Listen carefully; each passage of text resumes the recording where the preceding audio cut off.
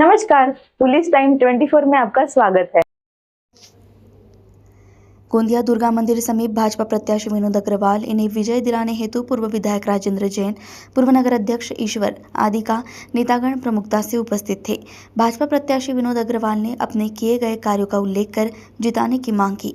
गोंदिया से सतीश पारधी की रिपोर्ट।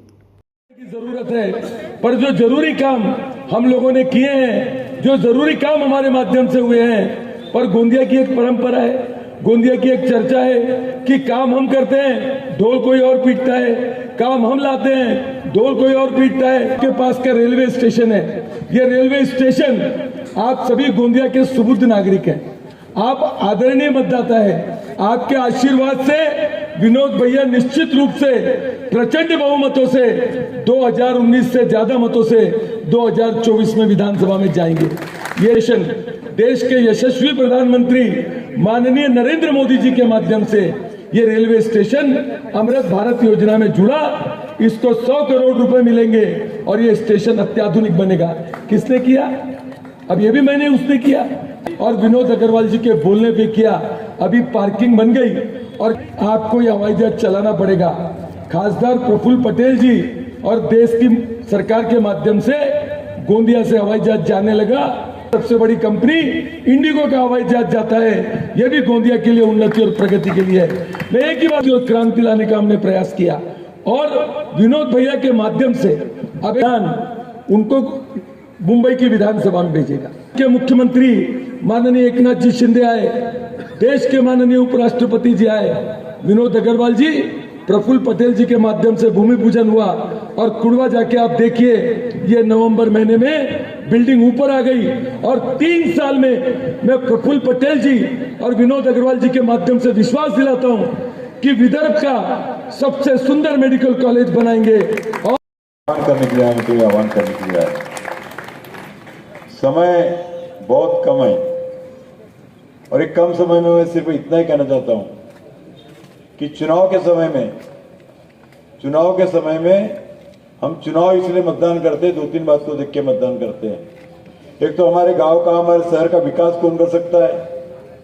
दूसरी बात, सरकारी योजना का ज्यादा से ज्यादा लाभ गरजू व्यक्ति को कौन पहुंचा सकता है। तीसरी बात, अगर कोई मुसीबत का हमारे पर समय आया तो कौन हमको साथ दे सकता है। ये बात सोच करके कोई भी व्यक्ति मतदान करता है। लेकिन आज हमारे जो विरोधी हैं, आज वो चर्चा नहीं कर रहे, आज वो चुनाव को भटकाना चाहते हैं। दास जी को आह्वान करना चाहूंगा, ये शब्द मैं सोच समझ के बोल रहा हूं, क्योंकि गोंदिया शहर और गोंदिया विधानसभा में जितने कामों के आज तक के भूमि पूजन हुए, उसमें के 10% के ऊपर में भी काम आज तक हुए नहीं। 90% काम तो हुए नहीं आज तक कि भूमि पूजन होते रहे। मैं भूमि पूजन दास जी को नम्रता पूर्वक आह्वान करना चाहता हूं, आप विकास के मुद्दे पर बात कीजिए। अगर आप में सचमुच में 27 साल में इस गोंदिया शहर गोंदिया विधानसभा का विकास किया है तो एक बार खुली डिबेट हो जाए, एक बार खुली चर्चा हो जाए। आज गोंदिया शहर के गया था, ये जो विकास की बात करते ना गोपाल दास जी, लिख लो, मेरे पास में प्रूफ है। इन्होंने बकायदा सरकार को लिख करके दिया, नगर पालिका के दर्जे के रास्ते बनने वाले हैं, जिसकी आयु 6 महीने, 1 साल, 2 साल नहीं, 50 साल रहेंगी। 50 साल इतने बार देखा है। मैं आपसे नम्रतापूर्वक विनती करना चाहता हूं कि आज प्रफुल्ल भाई के नेतृत्व में इस गोंदिया विधानसभा के आगे ले जाने के लिए राजू भैया के साथ में हमने प्रयास किया है। आज देश में मोदी जी की सरकार अच्छा काम कर रही है, राज्य में शिंदे जी के नेतृत्व वाली सरकार अच्छा काम कर रही है। आज गरीबों को कल्याण के लिए अनेक प्रकार की योजनाएं सरकार ने शुरू की है। इतना ही नहीं, आने वाले समय में हमारे जो घरगुती लाइट है, जो घर के कनेक्शन है, ये बिजली के ऊपर में 30% सब्सिडी देने का वादा हमारी सरकार ने किया है। एक आपका वोट इस महाराष्ट्र की प्रगति कर सकता है, इस गोंदिया विधानसभा की तकदीर बदल सकता है, और एक आपका वोट जाना चाहिए महायुति के कमल निशान को। जय हिंद, जय भारत।